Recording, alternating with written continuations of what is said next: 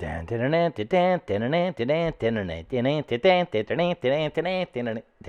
so weird to hear myself twice. Well, I have so many things to complain about, Will. I can't even I begin know. to tell you. I have I can thousands. only imagine. I have 4 fundamental issues that I'm going to describe to you. Okay. The first one, let's start at the fun beginning. When God created Blackmagic Studio or Design, they did it to irritate all videographers everywhere. They make great things and then forget one little piece. Minor little piece. Like one little thing.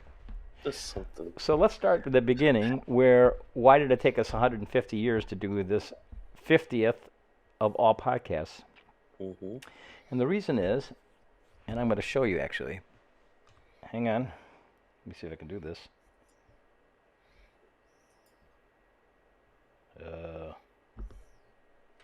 Yeah. Can you? Let me see if I can do this. I have a cable caught. Can you see? Oh, I have another cable caught. Can you see that little box there? Nope. I don't know. I can't. What? No, you're pointing the camera in another direction. I think. Oh, hang on. Son's a gun. I see Really? your camera. I can see it. Oh, yeah. Hold on. Okay. I'm sorry. Well, never mind. Yes, I see it. Okay. So this box, the silver box, Mm-hmm. that is an old Ultra Studio 3D Blackmagic capture device, which worked for. It never failed. Let me just say it that way. I also have 2 Blackmagic mini recorders. They never failed. Mm-hmm. They're Thunderbolt 1, because that's what my old Mac is. And they basically sent all of the stuff, all the imagery and all that kind of stuff through the system to capture it so that we can use Ecamm to do what we did. And I updated to Big Sur. And boom! The driver stopped working. So I did some research. And their driver 1.7, I think. 11.7. 11.7 was the I'm going to fix Big Sur problems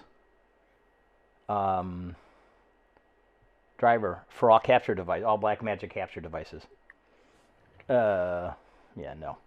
And then they said, okay, we'll try 12.0. And I said, okay, no. They said, try 12.1. No. They broke it. They absolutely broke it. So I did a lot of research on the web and found out that I surprisingly was not alone with this problem. I mean, the world is complaining about it. So I finally called Blackmagic, who, by the way, I've always had great luck with. And the ultimate, I could make a very long story longer, but basically, they said, well, you can send your devices in. And I go, my devices? I can't have 3 failures of hardware like all at the same time. It's like, that's not going to happen. Mm-hmm. He goes, yeah, well, probably not. I go, well, I know, I'm aware. So that kind of pissed me off. So, so after many hours screwing around this thing, I had no way of communicating without getting another capture card, which I didn't want to do because ultimately my gear is so old that it's going to go away someday, and when it goes away, if I get something new that works on my old stuff, it's just not going to work anymore. So I had no idea what to do. So I did some research on Ecamm, and they kept suggesting this little device, which I didn't believe it, actually. It's an Elgato 4K something mini or something, just a thumb drive.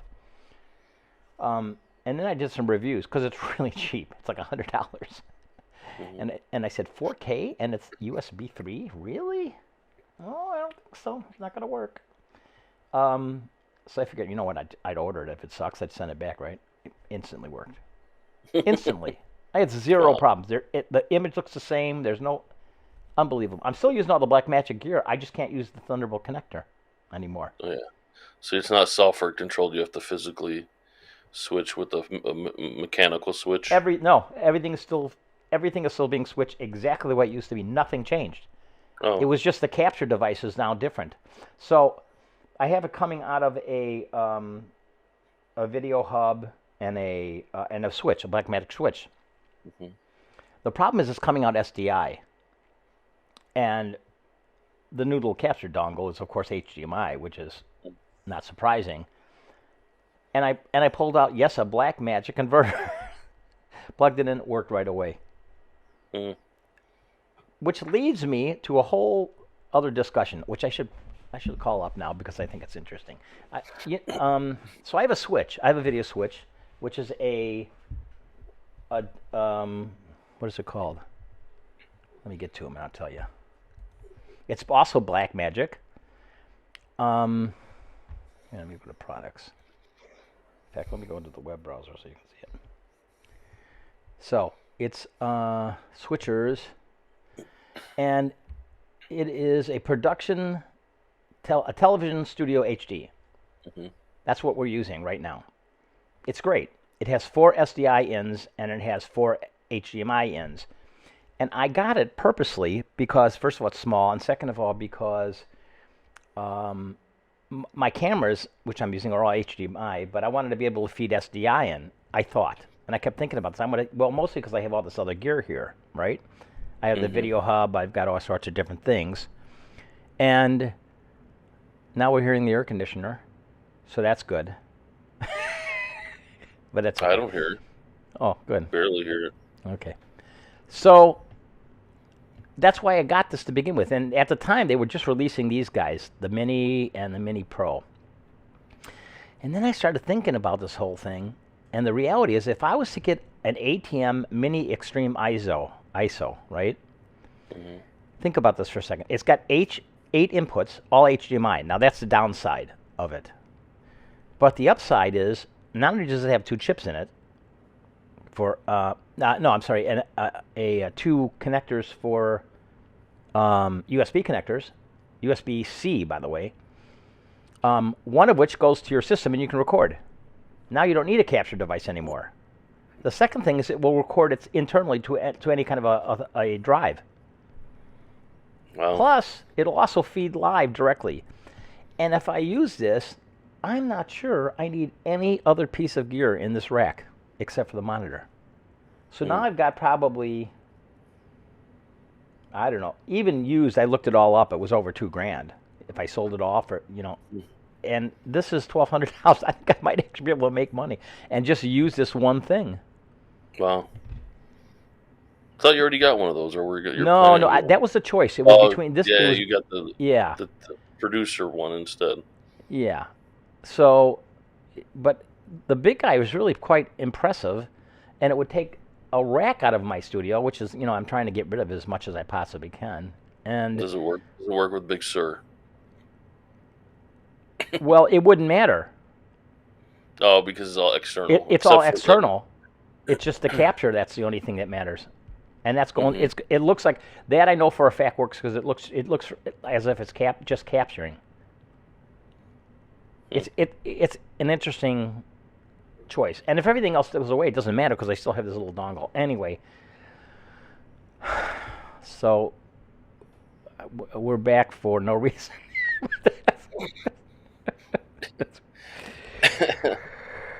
That was my first subject today. Okay. Let's talk about the second one because I know you have something to say about this. Have you seen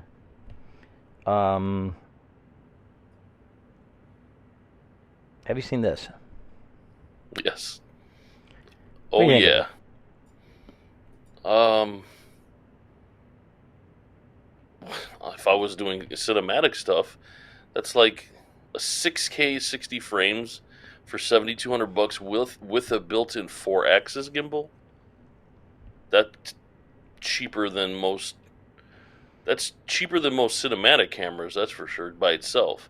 And then to rig a Red Epic or whatever Dragon or whatever they're on now on a gimbal that can handle the weight of that and a lens and all the external, it could probably cost you $50,000. Yeah, but there's no comparison between that and this. This is not a.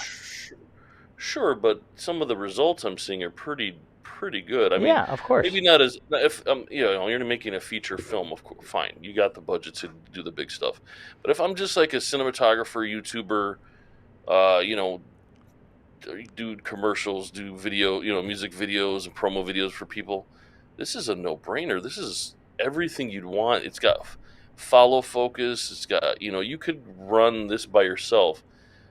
I'd like to play with it and see how hard it is to hold a camera like that for like a few hours. But I think there's a neck strap that connects to the handles Yeah, there's that an allows you optional to one. alleviate some weight, and then you can send most of that functionality. You could just run the camera and use a wireless capture screen with those handles that control the focus and everything. I think it's pretty cool for the price. And then you What could is the step price? in 7,200 for 6K at 60 hertz. Yeah, except you could buy a Blackmagic 6K Pro for $2,500, and a gimbal that runs it for like 1,000 or less, 800. That's my problem with it, and frankly, I think it's a much better camera than this is. Oh, you think so? Okay. Yeah, I I think haven't so. compared the footage, but from the footage I saw and what It's it great. does, I thought it was a decent price. I see what you're saying. If you're on a budget, you could probably get the same or better results with I think this so. 6K I Pro. I think Yeah, that so. makes sense, and it's a lot smaller. I just Oh, you mean the rig would be smaller? Yeah, the rig would be a little bit smaller and easier to transport, but and then the next step up is the 8K 75 frames for Yeah. 11.5 to 12,000. I think there's nothing compares to that in the market that you can get all the 8K plus a gimbal and all that stuff. I think that's harder to find something that matches that Well, price point. I again, if you think go to 8K. yeah, you can go to the 12K Blackmagic Oh, Professional. the Hang on. Ursa, yeah, but Yeah, then that's $6,000. sure, but then you're I mean, uh, what kind of gimbals are out there that's going to run that? That's I don't probably going to know. be Honestly, I don't know. But I'll tell you something. I think I have an also. opinion Yeah, you're about right. this. I have a funny feeling that this is going to go away. This is going to go away. This is going to become the cheap one, and they're going to replace it, and it's going to replace both this, and it's going to probably be 8 or 12K, something like that. Mm-hmm. No, you're probably right. Although we don't know that. That's speculation. We don't know that. So I don't know. I don't know if I would be the person that would use this. I don't film like that, but I do again, if I like was that it's making a few bucks doing this for a yeah, living, for sure. I could see myself investing in maybe the 6K It's a version. great and it's a great time to be a film guy. It really is. Yeah. This is a one of the things I do like about it is this ProRes RAW, which I really Mm-hmm. like because it's Apple compatible for me. So there's no converting; it's just straight into the box, and you're good. I assume. No. I Mm-hmm. assume that. I could be wrong. I don't know enough about it. So there's the 9 8K, right? And you said that's how many grand? The 8K one is a little under 12,000, 11.5. Yeah. But I didn't think about comparing some. I'd like to see the footage side by Me side too. from the Blackmagic Me 6K too. Pro versus this. Yeah, Um, me too. I don't know. That's a The good. problem That's with a the problem with the workflow for the Blackmagics is that you have to go into you know you really need to use their software to use the their RAW. Da Vinci. Yeah. Yeah, which is by the way fabulous and it's free. And you could actually do a conversion pretty easily. You could just bring it in and dump it back out again in ProRes or whatever you wanted to do it in. Mm. I don't know. It's a great time to be a film person. Anyways, except unless you're what's his name? Who shot somebody? What was his name? Oh, yeah. That's It's probably too not a great soon. time for him. Yeah. What's his name? No, I don't. you're right. Alec Bald. Yeah. Jeez, Louise, that's too early. Oh Too man. soon.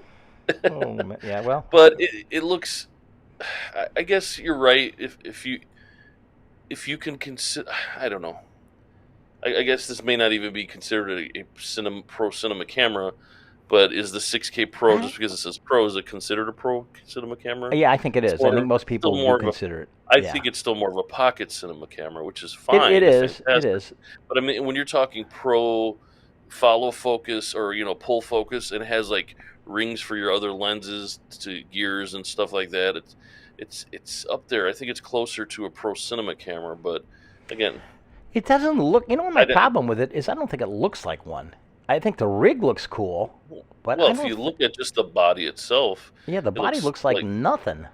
well, it looks like kind of a dragon or whatever these Does square it box really? cinema. Yeah, because then you just imagine this: you're building out a Canon C300 or C500 or a Dragon or any of those. Their bodies are all big square chunks, and then you add handles on the top, you add a screen, you add a battery pack, you start screwing all this stuff in, and that's where you end up spending thousands and thousands of dollars more.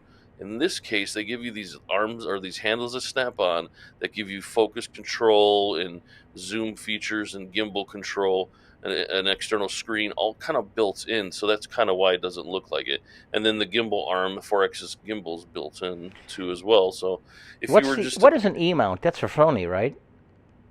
yeah, So I can't do any of my Canon stuff on it. That's another problem. I thought there was an adapter for the Canon stuff. I thought there was too, but I don't see it. Oh, that'd be weird because a lot of people use Canon. Although it comes with a And lens, Nikon. I thought, did it? I don't Does know. it come It's with? a little weird. And I'm sure this thing's going to be tested, and we'll hear all sorts of. This is great because all you have to do is wait for the maniacs to review this, and they're out there Yeah, buying some them of the already. influencers, like your Peter McKinnon's already, I think, done a little kind of hands-on video, and they're going crazy over it. I'd like to see some more footage and compare it. But again, I'm not a cinema guy Yeah, necessarily. I've used your cinema camera before, but I don't know what yeah, the hell I'm doing. I'm just a run and shoot kind of, yeah, use my DSLR. yeah. But I think it's pretty cool looking. Yeah, it's cool. It's very cool. The new Final Cut is out. Is it a big upgrade? I thought the Logic one was more of a bigger deal. Is it a big upgrade or a big It deal? doesn't. I would say no, but I would say it's pretty cool because basically there's an object tracker built into it, and it is very Oh, Appleized. that's cool. So M- probably m- easier to use than most trackers. that's it. It's Yeah. so stupidly easy you wouldn't believe it. If you want to Okay. learn how to use it, go to Ripple Training on YouTube, and they just did a quick spiel on it, and it's stupid easy. It's incredible. It just tracks. It goes forward, it goes back, and it's, by the way, way faster than anything I've ever seen. Like, and I have several trackers in mine.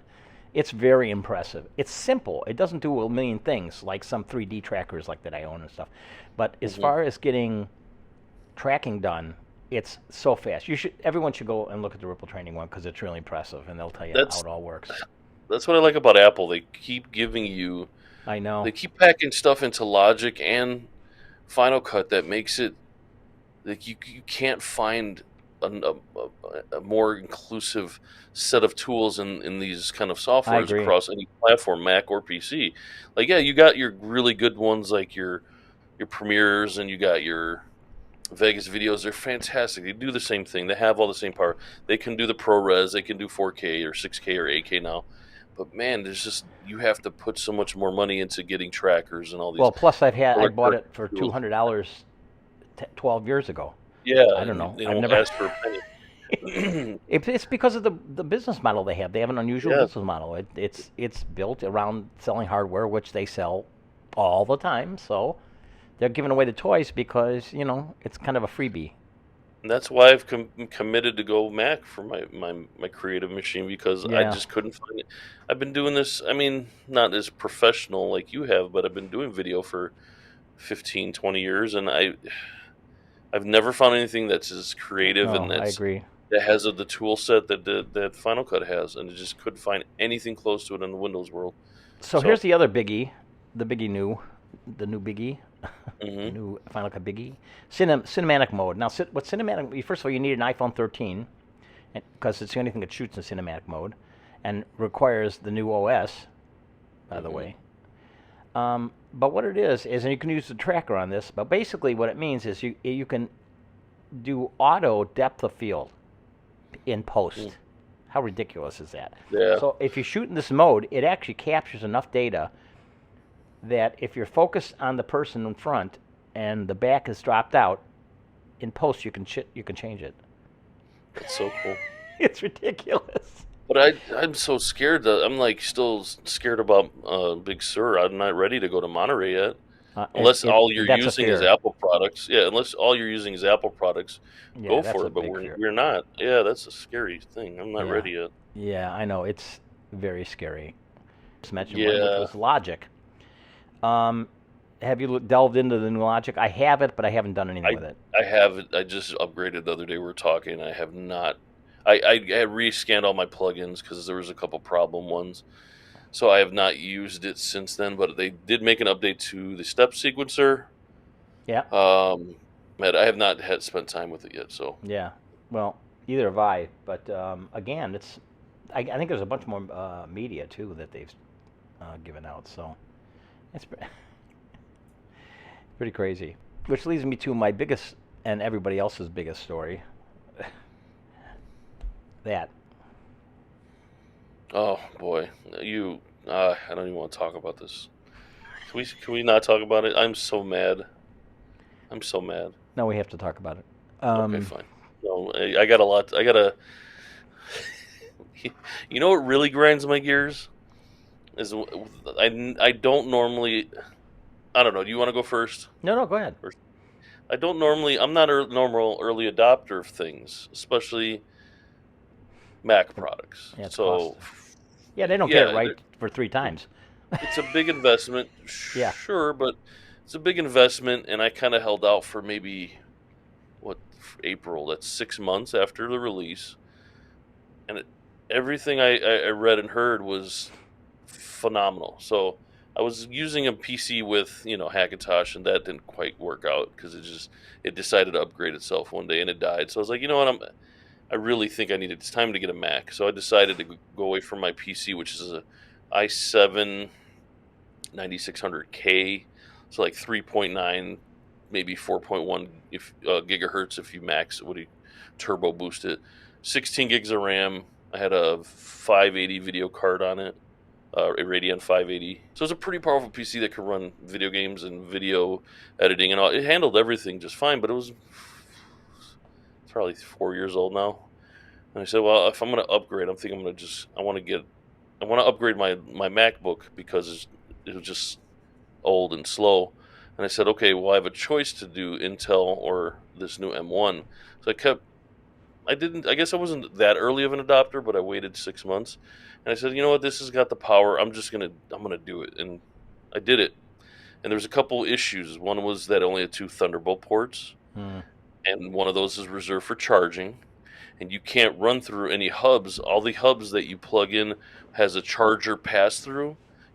For some reason you lose functionality, or sometimes it doesn't even work right. So Really?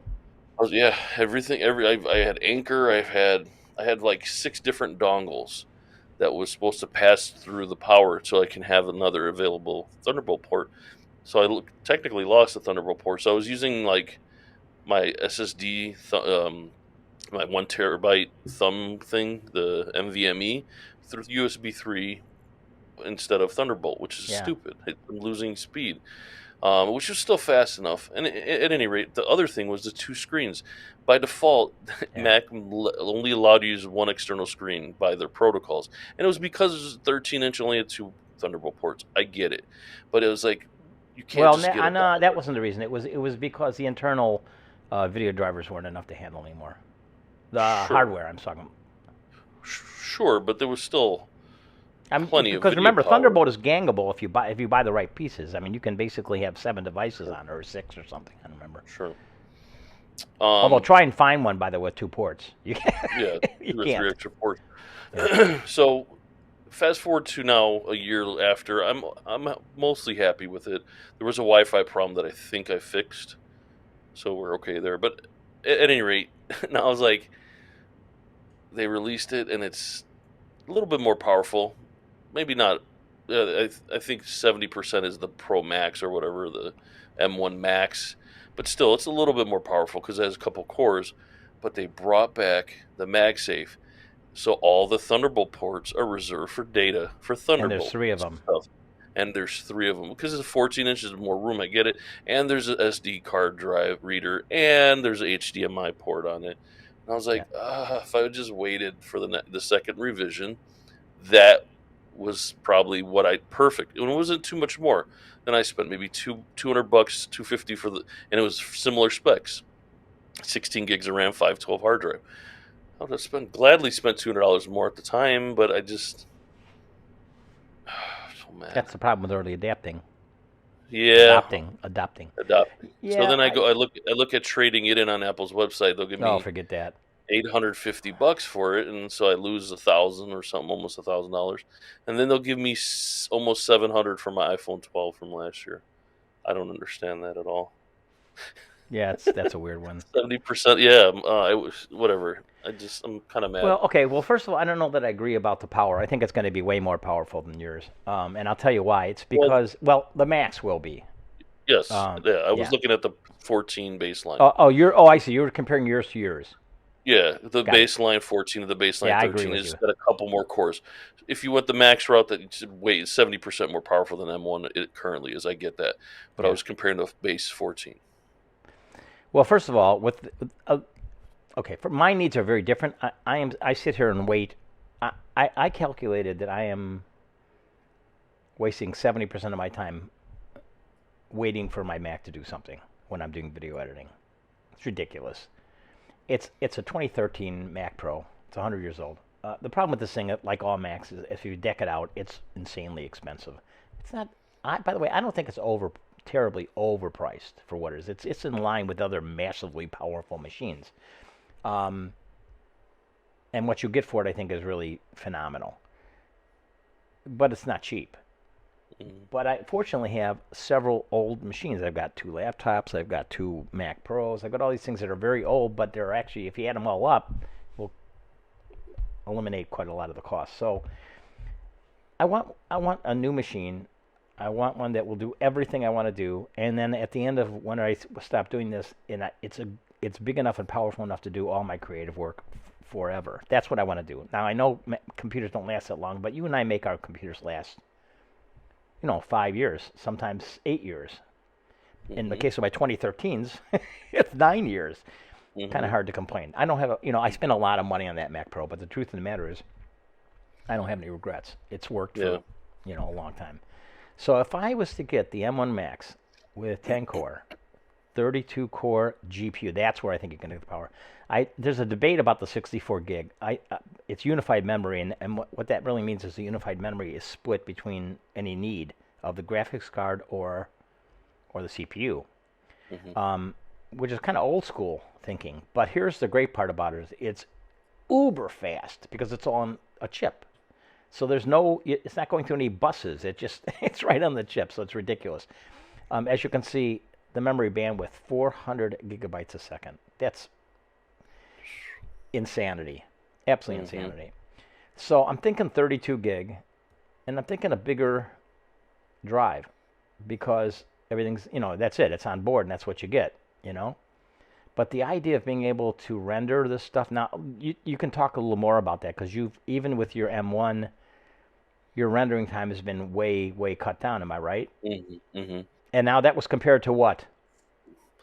My Intel 2012, 2013, early 2012 MacBook Pro. Okay. 16 gigs of RAM, whatever. I think it had they had a Radeon 5800 or something, and pretty good video card built in. And it would take me to render a 1080p video. A 10-minute video could take me half hour, 45 minutes plus, and that was just I didn't do huge videos. I did a Right. 3-minute 4K video, and it rendered in almost real time, like 3 minutes. I've never seen Wow. anything that fast. Yeah. 4K So for this is my drone. for There's me. drone footage, 4K 30 Yeah. frames. Yeah. For me, this is going to be a game changer. I bet that Hmm. 70% goes down to 10, Yeah, yeah. and that is hours and hours and hours out of my day that I don't have to wait for. It'll do up to 20 streams. Here's one of the biggies, by the way, for people that are doing video, is it'll do 20 streams of 4K ProRes video playback built in because ProRes is on the chip. Oh, wow. So it's I don't even understand what that means, but that's it's so impressive. fast. It's so Hmm. fast. Um, up to 64 gig of RAM, 32 core GPU, 400 gig memory second, up to 7 streams of 8K ProRes video playback simultaneously. it's like, it's insane, absolutely insane. So yes, it does. It does do a lot of stuff. They did some comparisons with real world things for a change because Apple has nothing not to do that, and it's staggering. It really is. So if they come close to meeting their, their speeds from their drive is 7.4 gigabytes a second. I mean, Wow. the throughput, and it's silent. And by the way, they're saying 20 hours of battery life. What? I will attest to that. The battery life on this M1 is amazing. So it's supposed to be Yeah. even better because of bigger real estate. But I will tell you, I've had this thing rendering video, and my son still uses the old MacBook Pro for the Intel, and he would play like Roblox or online a video game built in the web browser, like a Java video game, and you'd hear the fans from across the room. Yeah, and there's no I'll fans. render. They're in there, but you can't hear them. I don't think I've ever heard them. If Yeah, they a lot have of people kicked say in, that. they are silent. So Yeah. what they're doing with this is pretty amazing. Yeah, here's another thing to look at. Check the specs out on the screen. 1,000 nits, 1,600 nits, mini LEDs. Look at this. The image is going to be stunning. Yeah. Absolutely crazy stunning. It kind of looks like I think the funny part about this is it looks like the old Yeah, 2013 MacBook. Because it brought back the old yeah. keyboard, which, by the way, everyone has been dying for it. By the way, we think that's a Johnny Ive thing. Let's make it smaller. Yeah. Anyway, and of course the touch bar is gone, which everyone don't use the really touch did. bar. Yeah, nobody used it. It was an expense for no reason. Speakers, I don't care about. I mean, it's cool. It sounds pretty good, but Yeah, that's one of the things in Logic that really is neat is spatial. It does spatial mixing in Logic. That's really cool. And here's the ports. You got 3 Thunderbolt 4s. You got the MagSafe, which is huge. I wish they never took that away. Pardon? I wish they never took that away. I'd be happy Yeah, I agree. if I had just the 2 ports I have, but I had the MagSafe, then I'd be fine. I would have no complaint. That's Well, one of my complaints. that's my biggest issue though in general though, because I'm worried about my old drives. I'm trying to figure out how, if I ever do this, if I can sell enough stuff to do this. I'm wondering how I can, because all my drives are Thunderbolt 1. Now they're on a sequence, so I could, but here's my thought. If I do work on an SSD local Thunderbolt 4 port, it's going to be very fast, or even in the internal drive, and then just move it to these drives and use them as backups and not even work anywhere other way. The other great thing about this is in a fully decked out machine, if you get a 4 terabyte drive, which is expensive, but if you get it, it allows you to have probably enough room for all your apps, all your video plugins, and even all your audio plugins. Libraries, With, you know how all your fast that libraries. would be fast? Oh my God. I do most of my work on that little NVMe 1 terabyte. Yeah, I know you do, yeah. I dropped a 14 gig file in like 3 seconds. It's not even the fastest on the market. I kind of went the cheap route just because I didn't want to spend hundreds and hundreds of dollars. I spent about Yeah, they're 125 not cheap, bucks. right? They're not, but I spent about 125 bucks, and I went middle of the road, and like I think my speeds are like 400, 500 megs per second. Yeah. And then on the speed test, the Blackmagic drive test, Yeah. I've never seen, none of my other drives ever do this. It was green all the way down, Yeah. all the way across the board. I mean, because there's different resolutions, and Right. as you Yeah, I get know. higher, the red X's start to come out sometimes. I've never seen it, but I had like green check marks all the way through with this drive, and it was fast enough. So I can imagine the internal stuff, or if you even get a faster setup for make a little 1 terabyte or 2 terabyte just for working projects, Yeah. and then like you said, dump them on your backup. It'll be plenty fast. I'm testing mine right now with my old system. Mm-hmm. This will be funny. Well, it's not as bad as I thought, actually. Let me see if I can share this. It kind of suggests like some of my spinning drives won't even do 4K video, so it's like okay. Yeah, it looks like. Yeah, me too. I can do 4K ProRes 422 HD. I can't do RAW. I can't do 10-bit. Yeah. I can do 1080, but that's my internal drive. The other one, I haven't even done my other drives, which are way, way dog slow. So, ay, ay, ay. So those are my crazy stories. Do you have anything else? No, I mean, yeah, I have stuff. I was just some I new have. stuff that came out that I What don't else? have any complaints, any more complaints. I mean, never really done anything, got anything new, have I? The the gimbal, No. that's Yeah, not your that gimbal exciting. OM5, it's slightly better, not better, but upgraded from the from OM4 that yeah, you got. yeah, right. It's just a little different, but it's yeah, I like it. I haven't used it a whole lot lately because life gets in the way sometimes. But Yeah, I that's for figured I sure. wouldn't use it as much as I do some of my other stuff like the drone Yeah, and especially the weather turning. But um, Universal Audio dropped a whole bunch of interfaces. yeah, I saw. The Volt. I mean, what I like about it is they say they have a Universal Audio mic pre, and they start off about $140. The Volt one doesn't have. They're all USB-C too, by the way. Oh yeah. 24-bit 192. If you use that, I don't really use it. But every mic pre has a vintage button that makes it sound like the vintage version of the Universal Audio preamps. And then as you work your way up, they have the vintage buttons. Volt 2 doesn't have the other stuff, but once you get to the Volt 176 and up, they include 1176 type compression on the actual device. Mm-hmm. And I thought that was cool, and they're very moderately priced. $250 gets you one input.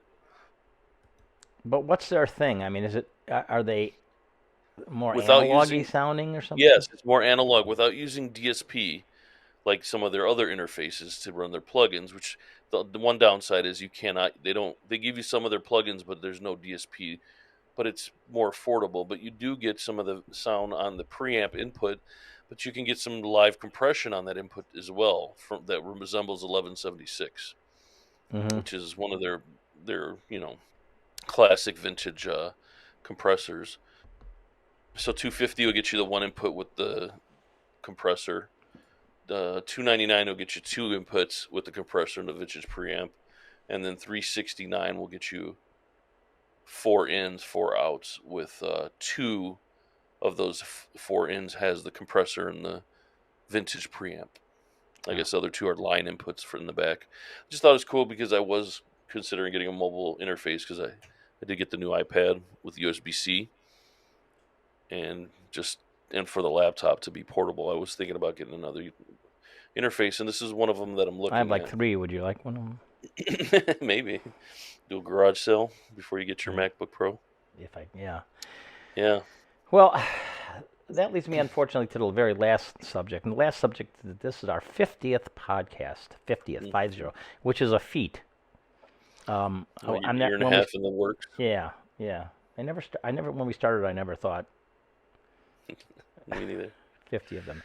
But Yeah. unfortunately, it's really not been it's been a lot of work but a lot of fun, mostly because of my good friend Will right there Thanks. on the Thank right. you. Well, on the Left. like Oh that. yeah, I'm on the right. I'm pointing left to see you though. It's kind of odd. Anyway, but it's probably our last. So this is what I had some thoughts about. We filmed a couple other episodes of silly things that we did, and I will someday Hmm. edit them and put them out there. And I don't know that we're saying that we're done doing this forever. I think it might be fun to revisit it and to Hmm. maybe reinvent it someday, um, and maybe not make it as frequent. I'm sure that people that are on YouTube probably pissed off when people you don't do something every day, but Yeah. that ain't Yeah. us. That ain't us. And really, to be honest with you, life got in the way a lot. Um, Don't sound so somber because it's not. None of us are dead or dying. I don't think. I'm not. At least I'm as somber. far as I know. I'm a little somber It, because it was a I lot. It am. was fun and a lot of work, Yeah. but it was also.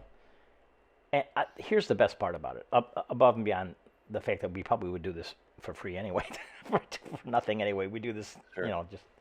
But it's because I cannot believe how much I learned doing this. I mean, Hmm. um, I, I bought almost nothing new to do it.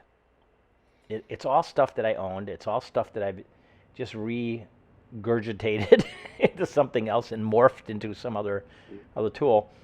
And it's really an amazing thing that everyone can be a television producer now, good or bad, you know. Hmm. But there's great things about powerful tools, and that's what this whole show was really about.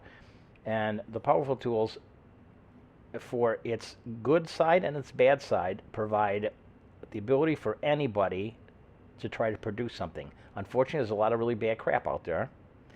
But there's Sure. also a lot of young people that get to play with stuff that, are you kidding, would never have been even possible without this kinds of gear, which is the whole point of the show.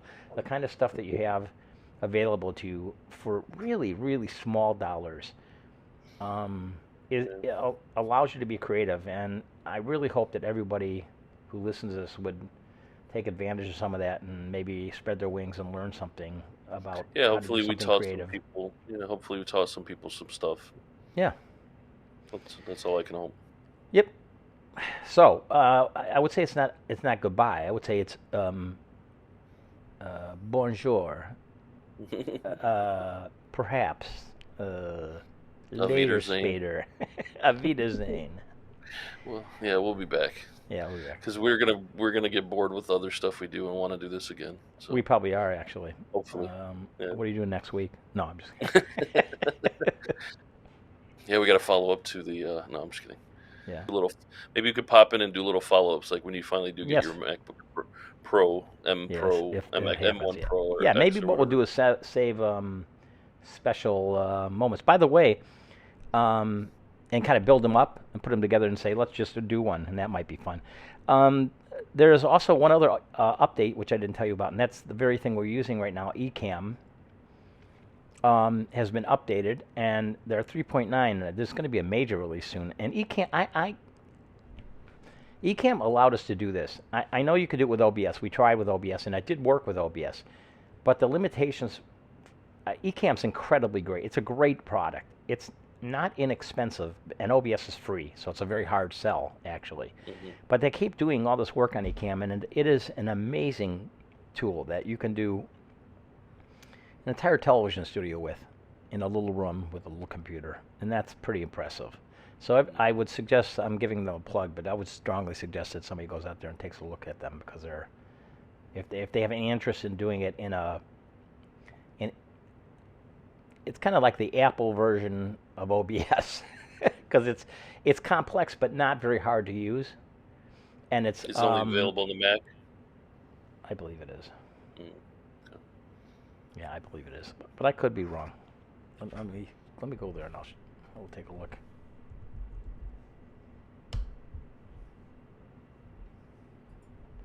This is Yeah, it's Camel only Live. Mac. Yeah, it's Apple. Oh, look, they do work with M1 though. Look at that. Yeah, but it's very cool though. It works with all sorts of software.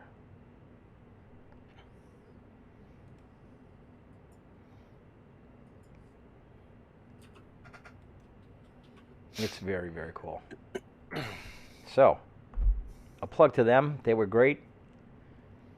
And until next time, William. Until next time, Marty. Okay. Bye bye. Bye bye.